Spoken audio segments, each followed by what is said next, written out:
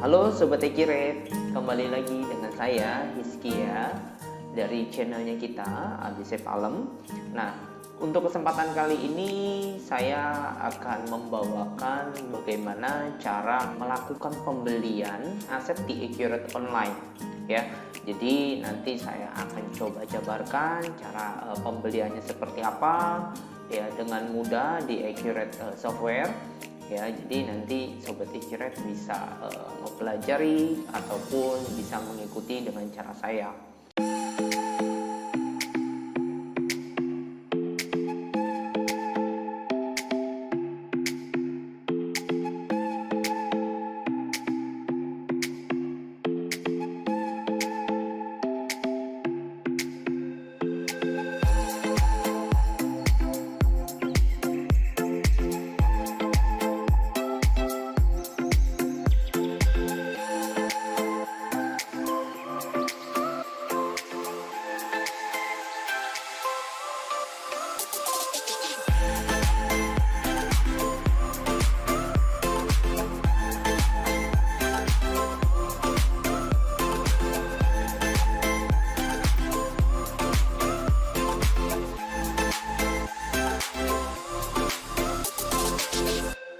Sebelum saya masuk ke software, saya berharap Sobat Accurate semua sehat semua ya. Kita tetap terus menjaga kesehatan karena kita saat ini sedang mengalami banyaknya ya, semakin banyaknya virus COVID-19.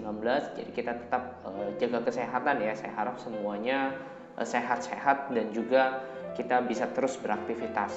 Oke. Nah, seperti biasa, biasanya kalau misalkan kita memang mau login ya, atau kita mau menggunakan Accurate ya, kita langsung ke websitenya ya. Jadi Sobat Accurate juga bisa langsung ke website resminya. Ada dua cara untuk membuat akun tersebut. Yang pertama, Sobat Accurate bisa login dan mendaftarkan akunnya. Kedua, baru nanti setelah mendaftarkan akun baru kita bisa membuat database ya. Tapi untuk kesempatan kali ini saya tidak membahas bagaimana cara membuat akun tersebut, karena di video sebelumnya kasih tahu ke Sobat Accurate bagaimana sih cara kita membuat database atau kita memaksimalkan untuk trial ya yang ada di website kita. Nah, sebenarnya Accurate sendiri kan juga tidak harus kalau mau coba dulu kita harus bayar, enggak ya. Itu udah ada di video sebelumnya. Nah, jadi kesempatan kali ini saya langsung saja masuk ke database-nya. Sebelumnya kita masukkan dulu ya akunnya kita. Oke.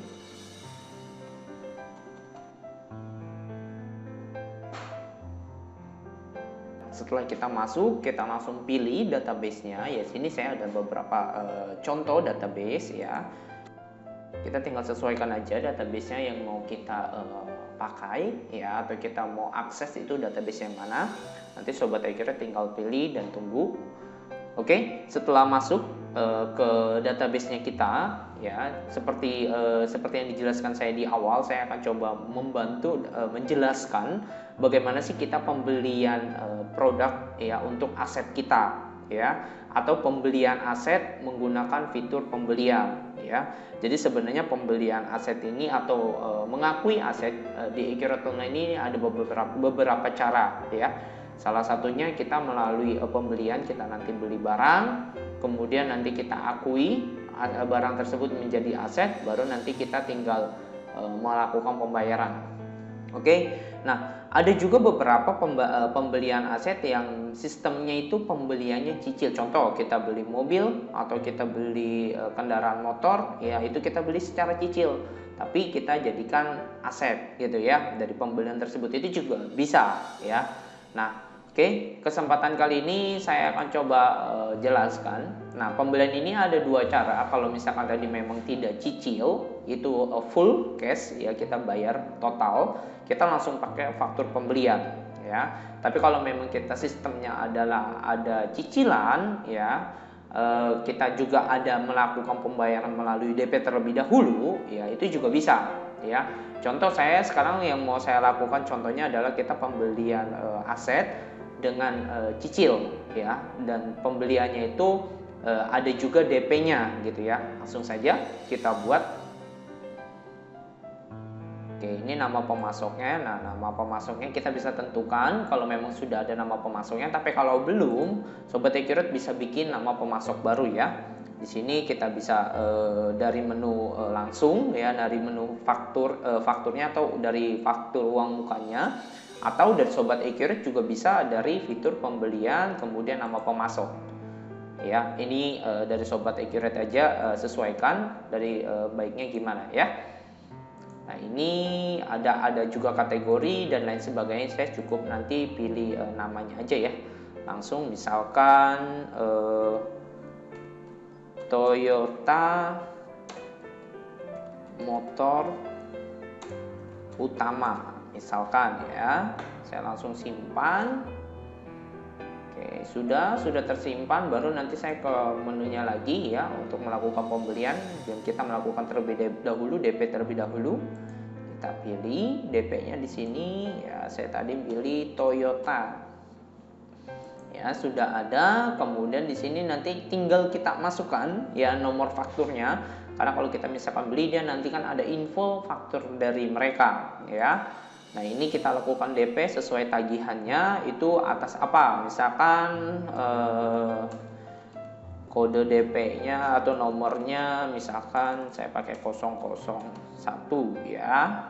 Nah, kemudian di sini nilai DP-nya yang kita mau lakukan DP ke mereka itu berapa? Untuk saat ini saya coba contohkan, kita misalkan beli Toyota Avanza ya. Biasanya Avanza itu kurang lebih misalkan harganya 130 juta ya. Kita DP 30 juta. Ya, 30 juta. Nah, sudah seperti ini ya. Ini ada informasi lainnya. Kalau misalkan ada keterangan ya sesuai dari ini, misalkan ini untuk DP pembelian mobil Toyota Avanza ya. Oke, Avanza. Oke, kita simpan ya. Sudah ya, kita sudah melakukan DP. Nah, baru kita nanti tinggal beli kita bikin faktur ya, bikin fakturnya. Selanjutnya kita bikin faktur untuk pembelian mobil tersebut ya. Oke. Ya, kita pilih Toyota Motor Utama. Nah, setelah kita pilih pemasoknya, kita bisa masukkan ya purchase nomor tagihan untuk pembelian mobil ini berapa ya, nomornya. Misalkan kita bikin purchase invoice 001 ya, seperti ini. Kita di sini juga kemudian selanjutnya ada pilihan tools untuk pembelian aset ya. Jadi Sobat Accurate tinggal pilih di sini, klik ya pembelian aset. Nah, di sini nama asetnya apa? Tadi ya kita beli Toyota Avanza ya. Avanza misalkan nomornya ya saya bikin misalkan 789 0BHY. Ya, ini contoh ya. Ini namanya. Ya, jadi kita bisa tahu ini barangnya yang mana ya. Kuantitasnya 1. Nah, harga di sini ini harga total ya, harga total yang kita beli berapa begitu ya. Misalkan tadi yang saya contohkan, itu kan 130 juta ya. Oke, 130 juta ya. Kemudian di sini kalau memang ada potongan silakan, kemudian di sini barang ini kena PPN atau enggak bisa kita tentukan ya. Kalau memang mau kena PPN silakan dicentang, kalau tidak kosongkan saja ya. Kemudian kita lanjut. Sudah ya, ini keterangan barangnya. Kemudian karena tadi kita udah melakukan DP, maka harusnya kita ambil dulu DP-nya ya.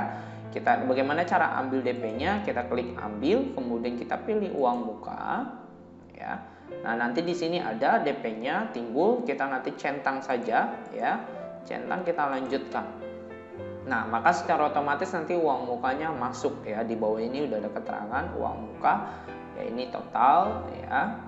Kemudian ini ada informasi lanjutan ya, kalau memang kena pajak tadi kita ini tidak kena pajak abaikan, misalkan kalau memang mau kena pajak boleh ya, jadi tinggal disesuaikan ya.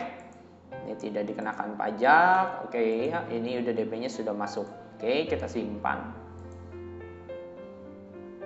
Oke, sudah ya, di sini sudah berhasil ya, sudah berhasil.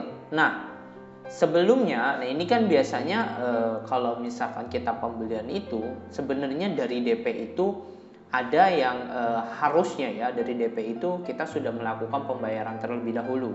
Ya, tadi sebenarnya terlewat. Nah, ini saya ulangi untuk kita melakukan pembayaran terlebih dahulu, pembayaran DP-nya ya. Kita yang pertama adalah kita harus melakukan pembayaran DP-nya ya. Pembayaran DP-nya di sini kita masukkan. Nah, ini Toyota Utama ya, kemudian kita melakukan pembayarannya dari bank mana? Saya contohkan menggunakan banknya yang BCA IDR ya. Kemudian di sini saya pilih transaksinya. Yang pertama saya melakukan bayar DP ya. Ini bayar DP, saya tinggal lanjut ya. Kemudian kita hitung ya untuk kalkulat, kemudian setelah dikalkulat kemudian kita simpan ya. Ini pembayaran DP-nya terlebih dahulu ya, karena tadi terlambat sebenarnya. Jadi harusnya pada saat kita sudah melakukan DP, biasanya logikanya adalah kita melakukan pembayaran terlebih dahulu ya. Setelah melakukan pembayaran DP-nya baru nanti kita bikin faktur ya, faktur yang tadi. Nah, ini ya faktur yang tadi. Nah, setelah kita melakukan faktur ini baru kita membayar nilainya atas si faktur tersebut ya. Nah, kemudian kita lakukan pembayaran ya, melakukan pembayaran atas faktur tersebut ya. Kita ke Toyota ya. Kemudian di sini kita pilih bank, kita mau keluarkan uangnya itu dari bank mana ya. Kemudian di sini nanti kita tinggal pilih ya yang tadi nilainya. Nah, ini nilainya sisa 100 juta. Nah, ya karena kan prosesnya adalah kita ini melakukan pembayaran tadi DP 30 ya. Harga totalnya kan 130 juta. Karena kita udah melakukan DP 30, jadi sisanya ini adalah 100 juta. Nah, ya. Nah, jadi karena juga kita di sini melakukan pembayarannya ini sistemnya adalah cicilan, maka kita sesuaikan saja ya. Ini pembayaran pertama ya, karena tadi kita udah DP kemudian bayaran pertama. Nah, pembayaran pertama ini kita biasanya mau dibayarnya berapa kali? Biasanya kan udah ada tenornya tuh ya, tinggal disesuaikan aja bayarnya berapa. Misalkan contoh kita bayarnya setiap bulan itu ya, setiap bulan misalkan kita contoh bayarnya 3.500.000 begitu ya. Misalkan begitu ya. Nanti tinggal disesuaikan aja, atau ya kita hitung secara normalnya berapa nanti 100 juta tinggal disesuaikan nilainya ya. Kita tinggal lanjut ya. Oke, sudah lanjut ya, tinggal kita nilai hitung ya, kembali ya. Kemudian sudah dikalkulasi atau calculate, kemudian selesai kita lanjut simpan saja ya. Tinggal kita simpan. Oke, sudah ya. Nah, kemudian kita lihat dulu, sebelumnya kita lihat report. Nah, kita kan sebenarnya karena kita penjualan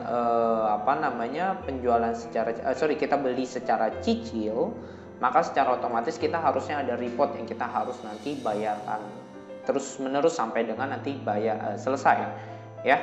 Ini saya modifikasi dulu sebentar. Kita tampilkan salah satu aja.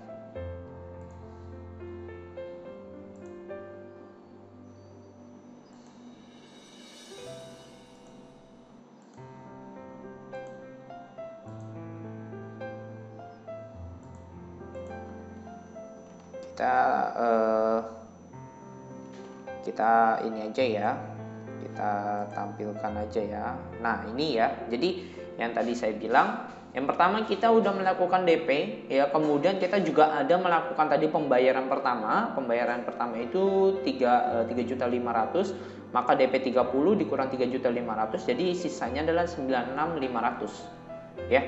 Nah, setelah ini nanti Sobat Accurate terus menerus ya, setiap bulan itu harus terus melakukan pembayaran. Bagaimana caranya? Ya sebenarnya seperti yang tadi ya, di pembelian lakukan pembayaran. Ya, lakukan pembayaran di sini. Nah, di sini nanti terus menerus sobat Accurate nanti pilih secara manual ya.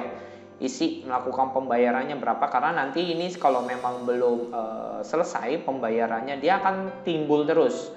Ya, sobat Accurate. Nah, seperti ini ya. Jadi tinggal pilih pembayaran kedua berapa. Sorry ya. Tadi pertama, sekarang yang kedua 3.500.000 lagi misalnya begitu. Ya. Oke, udah tinggal lanjut aja terus sampai next finish. Oke. Nah, jadi sobat Accurate sudah selesai untuk cara pembeliannya. Sekarang kita menentukan sebagai asetnya. Nah, karena tadi sobat Accurate pada saat sobat Accurate beli itu sebenarnya baru jadi draft ya, baru jadi draft di di fix asetnya ya. Jadi ini belum menjadi belum menjadi list, baru menjadi draft ya. Nah, ini ya, ada tanda draft, ini ada biru dan hijau, ini beda. Kalau yang hijau seperti ini sudah menjadi aset atau list aset ya. Jadi sobat Accurate setelah tadi sudah beli, sobat Accurate tentukan juga untuk menjadi asetnya ya. Sobat Accurate tinggal nanti pilih aja, klik ya, diklik. Nah, nanti di sini ya, nanti tinggal dilengkapi ya, tinggal dilengkapi semuanya data-datanya ya, dari tanggal belinya sekarang misalkan, tanggal pakainya juga sekarang boleh, atau tanggal pakainya beberapa bulan ya, tinggal disesuaikan aja pada tanggalnya kapan begitu ya. Nah, setelah seperti itu ya, ini aset tidak berwujud, tidak ya, ini berwujud ya, jadi ini nggak perlu dicentang, oke, karena ada fisiknya, oke. Kemudian metode penyusutannya. Nah, ini ada beberapa metode ya, ada metode garis lurus, metode saldo menurun, kemudian juga metode angka tahunan ya. Jadi tinggal disesuaikan metode penyusutannya maunya seperti apa ya. Kalau saya ini biasanya sih pakainya metode garis lurus ya. Tapi tinggal disesuaikan aja baiknya seperti apa. Ya, kemudian di sini kita pilih akun asetnya ya. Ini akun aset mana ya? Ini adalah akun asetnya si kendaraan ya, karena saya di Jakarta, sebenarnya saya di sini ada contoh cabang ya, Jakarta dan Surabaya.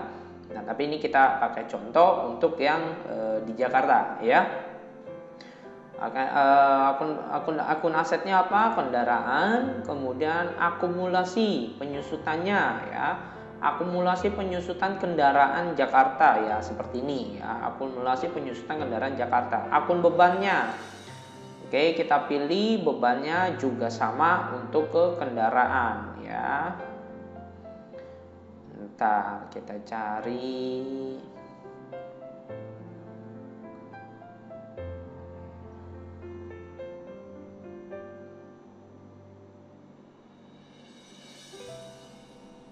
Nah, ini ya, beban penyusutan kendaraan ya. Jadi sobat Accurate nanti tentukan akunnya, ini mau dikemanakan. Nah, kemudian estimasi umur ekonomisnya ya, ini kuantitasnya 1. Kemudian untuk asetnya, umurnya, biasanya umur ekonomisnya kalau mengikuti pajak aturannya ini sih 4 tahun ya. Tapi nanti tinggal disesuaikan saja, baiknya dari sobat Accurate itu tentukan seperti apa.